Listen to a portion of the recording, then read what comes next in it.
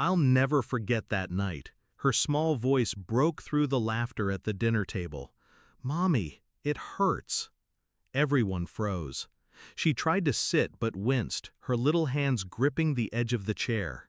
They brushed it off, said she was being dramatic. But I saw it, the truth in her eyes, the fear. That was the first crack in the glass. I remember when I first met him. He was charm in human form, polished shoes, easy smile, the kind of man who looked at you like you were the only one in the room. I was young, naive, hungry for forever. He made promises in whispers and sealed them with touches that felt like devotion. I built a life on those promises, a house, a family. Our daughter was the brightest part of it. But I should have seen the shadows forming.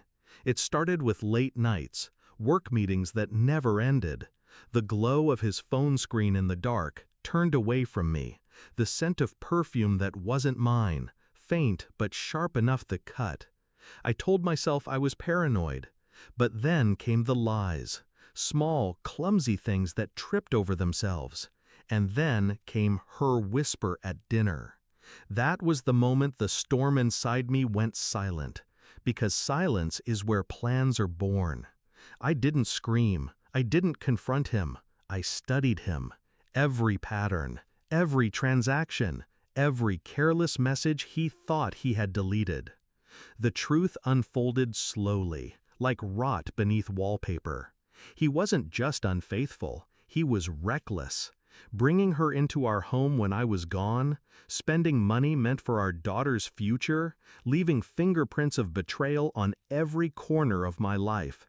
It should have broken me. Instead, it sharpened me. I became methodical. While he drowned in arrogance, I stayed steady. I documented everything: bank transfers, hotel receipts, whispered phone calls recorded when he thought he was clever. I met with a lawyer, quietly, strategically. I built my case piece by piece, like loading bullets into a chamber. I didn't move fast. Revenge isn't fast, it's patient. And I wanted him to feel every second of the collapse when it came. The night before it all ended, he kissed me on the cheek, smug and careless.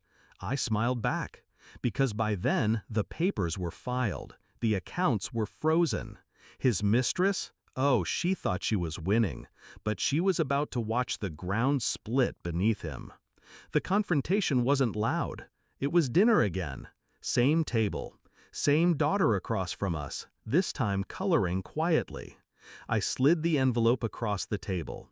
His hands opened it, confident, until the first page stared back at him, my evidence, neat and undeniable. His face drained, the smirk faltered. I watched him crumble in silence. He tried to speak, but I cut him off with a whisper. "Don't, she's watching." That silence was heavier than any scream. What followed was merciless, but necessary. The court heard every detail, his financial betrayals laid bare, his infidelity exposed with precision. He lost custody, half his wealth, and the woman he thought would stand beside him, she disappeared the second his pockets turned shallow. I didn't need to raise my voice. The truth did the work for me. Now, when my daughter looks at me, I see no fear, only safety, only trust. And him? He lives in the wreckage of his own choices.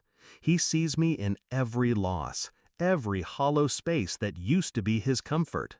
I don't gloat. I don't need to, because revenge isn't about noise. It's about silence. It's about patience. It's about watching the person who betrayed you choke on the very lies they built their world upon. She whispered, "Mommy, it hurts." And I promised myself she'd never have to whisper that again. Now she doesn't. And him? He whispers nothing. I took his voice the day I let the truth speak louder than he ever could.